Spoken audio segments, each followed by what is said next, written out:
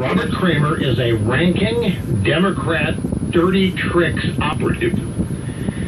He is married to Jan Schakowsky, who is a Democrat member of Congress from Illinois.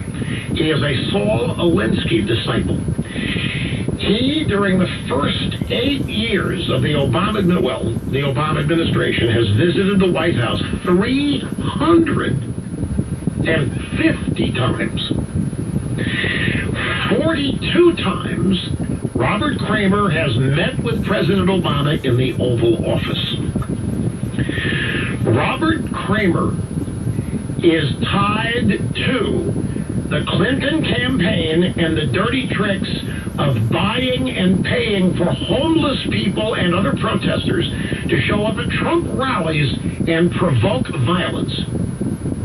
It is Robert Kramer who's been caught on tape explaining how it was done, how it was paid for, and who ordered it done. It was the Clinton campaign. He's the guy, when they wanted to disrupt the Trump rally, it was this guy, Robert Kramer, that got the call. He went into action using Alinsky-ite tactics, getting hold of homeless people and others, basically random mobs, and paying them X amount of money, printing up T-shirts that were designed to provoke Trump rally supporters, and hopefully to cause violence to start, that they can then using the media blame on Trump supporters.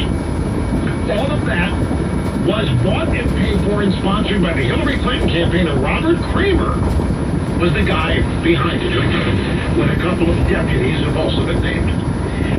Well, the next James O'Keefe video is out as of this morning, Project Veritas Action website. And this new video is entitled Rigging the Election Videos 3. Kramer confirms Hillary Clinton involvement. This investigates prohibited coordination between Hillary's campaign, the Democrat National Committee, and the nonprofit Americans United for Change Super PAC. Campaigns are not allowed to coordinate with PACs. They are not allowed to communicate. They're not allowed to coordinate strategically. They're not allowed to share funds. None of it. The Democrats do constantly. And that's what Kramer is. Kramer's the bridge between the Clinton campaign and the Super PAC. Now, you may have, over the course of the campaign, seen now and then a bunch of protesters at Trump rallies dressed up as Donald Duck. You've seen those, right? Certainly. Well, this latest video from James O'Keefe documents that it was Robert Kramer who did it at the specific request of Hillary Clinton. So, all of this stuff is supposed to appear organic. You as a watcher, you as a viewer of TV, you watch a Trump rally and you see all these agitated people and their signs and they're provoking violence and they're dressed up as Donald Duck and they're all running around talking about what a rotten guy Trump is. None of it's real. It wouldn't have happened if the Democrats hadn't paid for people to do it. The media knows this. The media covers it up. The media is in on this. The media knows full well all of this is campaign tactics. They present it as organic. They present it as real. They present it as normal Americans, young Americans, outraged at Donald Trump. And what O'Keefe here has documented is how it really happens. This is a short 9-second piece of audio from this latest video that you're going to hear the voice of Bob Kramer explaining how the Donald Duck aspect of protests happened. And he had was the candidate Hillary Clinton for the President of the United States who wanted ducks on the ground. So by God, we will give ducks on the ground. That's Robert Kramer. 350 visits to the White House, 42 to Obama's office, the Oval Office, admitting future president of the United States who wanted ducks on the ground. So by God, we'll get ducks on the ground. Don't repeat that to anybody. Look, just documenting for you that none of these protests are real. And I would go out on a limb and say that well over 80% of these so-called protests, Ferguson, Baltimore, some of it's real, but the vast majority of it is fake. The vast majority is contrived. It's paid for. It's designed. It's scripted. All made to look natural and organic. we are being manipulated, our minds and our opinions and our attitudes in ways that we don't even know. We might suspect. Okay, back to the audio sound bites. We now go to Good Morning America. Matthew Dowd, former campaign strategist for George W. Bush, was on with Robin Roberts today. She said, we talked last week about what happens when you go into a prevent defense. In football, I mean, you give up all kinds of yards, but you don't give up a touchdown. You don't let the other team score, but you give all the ground that is necessary. And so she's asking Matthew Dowd here about Hillary and whether this prevent defense, like not showing up at rallies, not showing up anywhere in public, letting surrogates do it, is that wise? She has to be careful from crossing the line between confidence to cockiness, and she can't get to cockiness if she maintains a series of events every day until Election Day. In the end, many times voters get more enthusiastic if they think you're going to win. It looks like she has a lead in the polls, which I think is around 6 or 7, not 12. That actually helps among her voters to get more enthusiastic. Most times when candidates have a lead of this size, too, he said it tends to close up towards the end. That was George Stephanopoulos, and he and Dowd are essentially saying we don't trust our own poll at 12 points either. That's what they're saying. That 12 points is not. It's 6 or 7, but that's enough to make Hillary supporters confident they're going to win. And that confidence breeds energy, and it breeds action, and that's what they say Hillary needs to do. Go out there every day and let people be energetic in their support for her. Dana Perino on the Today Show today on NBC, Savannah Guthrie. She works at the Perino at the 5 on Fox, as you know. And Savannah Guthrie says, is it too early? It's 15 days. It's a lifetime in politics. We'll have to tell you. Does Trump have any chance of really turning it around? Could the polls maybe not show as tight a race as it really is? That's what Trump suggests. He'll point to polls that show a much tighter race. So what do you think, Dana? They're going to have to do that. And they do have some things that you could say, like within the margin of error, like in Florida. He's spending, I think, today and tomorrow there. He had a huge rally last night. Unfortunately, I think for some of their supporters, they're confusing enthusiasm at rallies with votes at the ballot box. I don't necessarily think those two things are equal, but there certainly is enthusiasm on their side.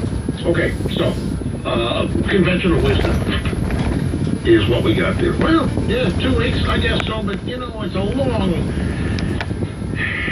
shot. It's a real long shot. I think some of Trump supporters, they're just mistaken all these turnout enthusiasts for votes. It just isn't the case. I don't think you can make that point, but there certainly is a lot of enthusiasm on their side, she admits. Kellyanne Conway meet the press yesterday, F. Chuck Todd.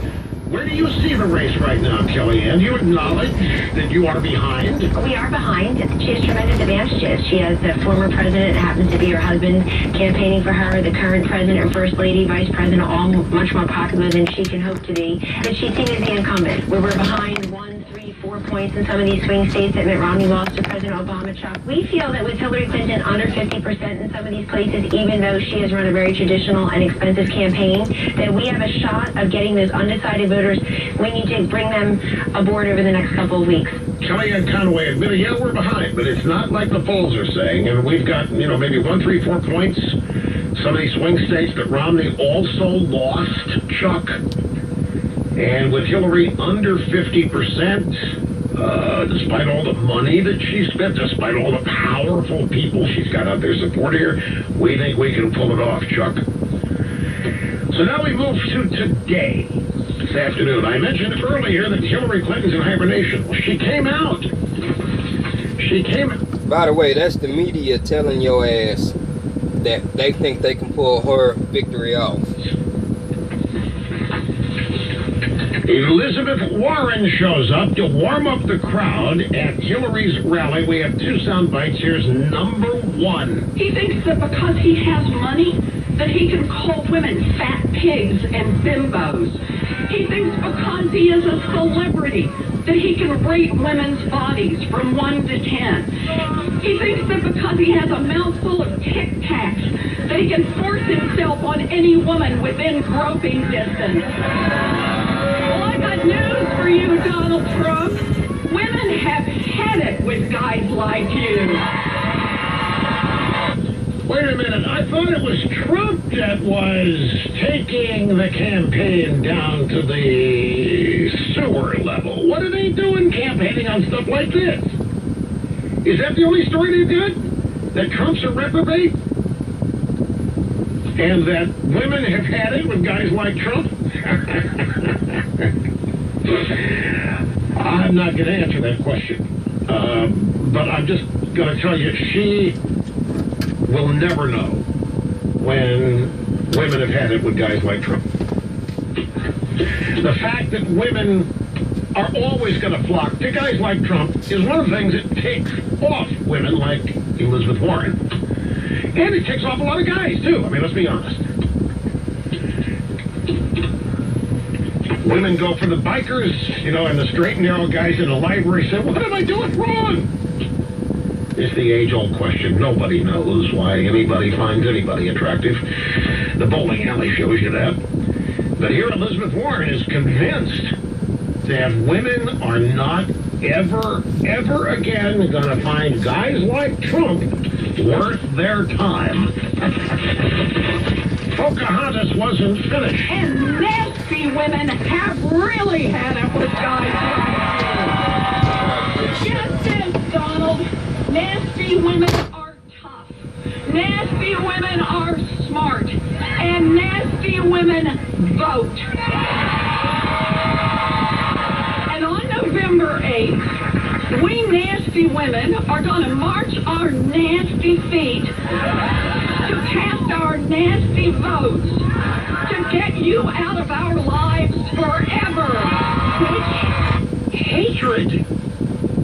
The hatred they have for this guy.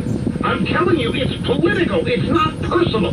These guys, these women, they're not. This such a nasty woman. It's the hatred for Trump is political. Well, it's that and more. But I have to take a break. I just want to let you know that the Hillary surrogates are out there. And Hillary showed up even after Elizabeth Warren had finished rousing the nasty women in the crowd. Back with Porter. I did an interview for the upcoming issue of the Limbaugh letter with Kimberly.